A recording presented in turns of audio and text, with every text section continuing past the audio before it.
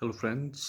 आज हम बात करेंगे टाइप्स ऑफ ओसीडी की कि ओसीडी कितने टाइप्स का होता है।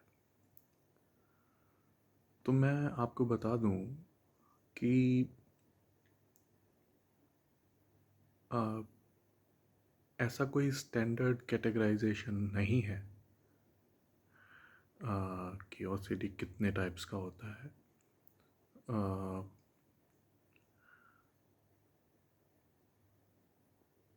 आ, क्योंकि ये डिपेंड करता है कि आपके थॉट्स,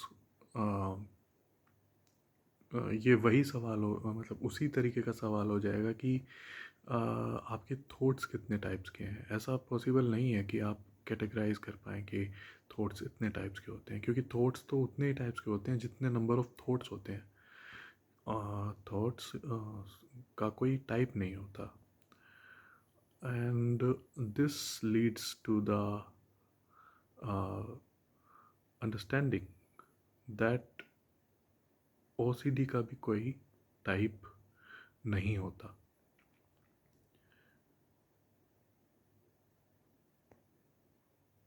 क्योंकि ओसीडी भी फिर उतने ही टाइप्स का हो जाएगा जितने टाइप्स ऑफ थॉट्स हैं।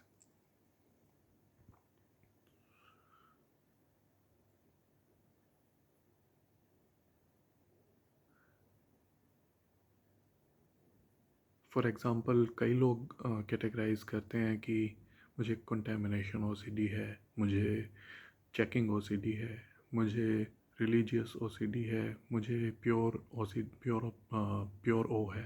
प्योर ओसीडी है, और या फिर मुझे होर्डिंग ओसीडी है। तो ये सब अगर आप देखें तो कोई कैटेगरीज नहीं है।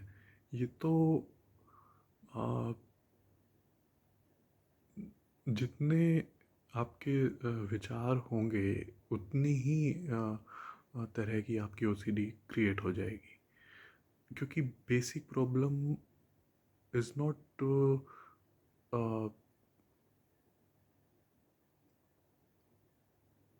The type of thoughts, rather the basic thing is here is anxiety.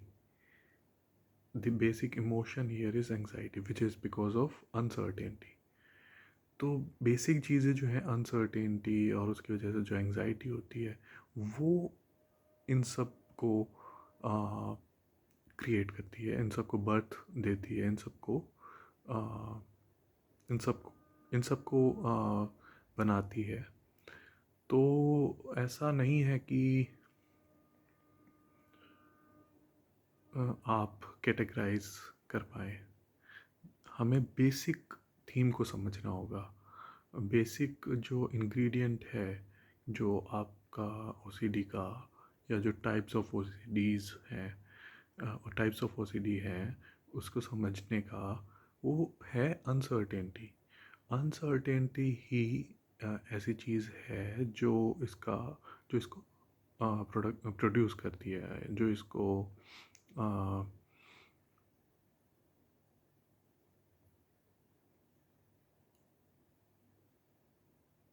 जन्म देती है। तो ऐसा नहीं है कि आप कैटेगराइज कर सकते हैं इसे, क्योंकि जितना ज़्यादा हो, मतलब आप कितना ऐसे, तो आप कितना भी कैटेगराइज कर सकते हैं, इसको कितना ही बढ़ा लीजिए। तो हमें कैटेगरीज पे ध्यान नहीं देना है, टाइप्स पे ध्यान नहीं देना है। हमें बेसिक चीज़ को समझना है कि ये इसका कॉमन पैटर्न क्या है इन सब में।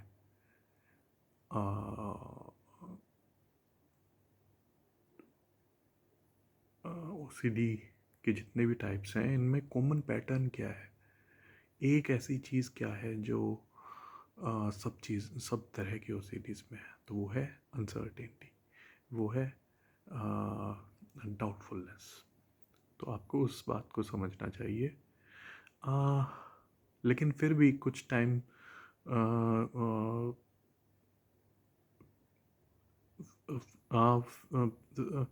फिर भी आप कुछ लोग ये कोशिश करते हैं कि अगर हमें पता चल जाए कि हमें थीम क्या है, मतलब ठीक है सभी तरह की होती हैं, हो सकती हैं, पर हमारा सबसे बड़ा, सबसे ज़्यादा जो परेशान कर रहा है वो थीम कौन सा है, उसे समझना है मुझे। तो ऐसे में लोग भागते हैं कैटेगरीज के पीछे कि मुझे कैटेगराइज करना है, मुझे पता लगाना है कि मुझे ये जो है इसका नाम क्या है, इस किस तरीके के विचार जो हैं ओसीडी के, वो मुझे ज़्यादा परेशान कर रहे हैं। तो कई बार आप पता लगाने के लिए, अपना स्पेसिफिक ट्रीटमेंट करने के लिए आप कैटेगराइज भी करते हैं, मैं मना नहीं कर रहा हूँ, बट अगेन बहुत ज़्यादा कैटेगराइज करने से आप कंफ्यूज होगे और वो आपको बहुत टाइम वेस्ट करेगा और कहीं नहीं ले जाएगा। तो इसका बेसिक थीम आपको समझना है। मैंने जब अपनी ओसीडी जर्नी में जो फील किया कि टाइप्स ऑफ ओसीडी जिनको मैं कैटेगराइज करने के लिए ओसीडी को, जब जितने टाइप्स का ओसीडी मैंने पाया, तो मैंने हालांकि नहीं कर रहा मैं रिकमेंड कि आप टाइप्स पता लगाएं, लेकिन फिर भी अगर कम से कम एट लीस्ट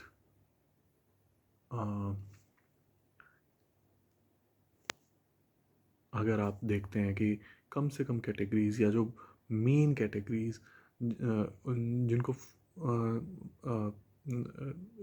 जिनमें सब तरह के थीम्स, जिनमें सब तरह के टाइप्स समराइज हो जाए, तो वो कौन सी ऐसी टाइप्स हैं ओसीडी की। तो मैंने पर्सनली फील किया कि दो तरह की ओसीडी है जो सबसे ज़्यादा परेशान करती हैं।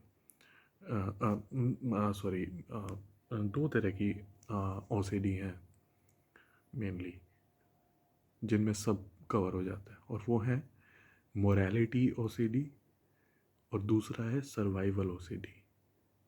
मोरालिटी में और सर्वाइवल में सब कवर हो जाता है, सब कवर हो जाता है, और फिर आपको बहुत ज़्यादा टाइप्स के पीछे भागने की ज़रूरत नहीं है। अगर आप ये आ, ये दोनों थीम्स को समझ जाओ अच्छे से, मोरालिटी एंड सर्वाइवल, तो ये मेरे हिसाब से दो मेन हैं कैटेगरीज, टाइप्स ओसीडी की। मैं ये नहीं कह रहा हूँ कि आप पकड़ के बैठ जाएं इन दोनों थीम्स को, इन दोनों कैटेगरीज को, बट अगर आपको थोड़ी सी सहूलियत दे सकते हैं ये कि आपको समझने के लिए ओसीडी को, सो यही मैं कहना चाहूँगा अपने इस वीडियो में।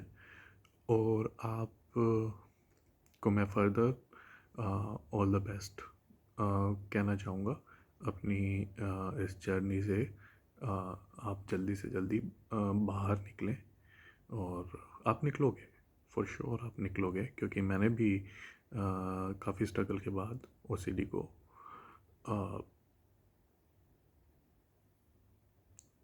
ओसीडी से निजात पाई, ओसीडी को हराया।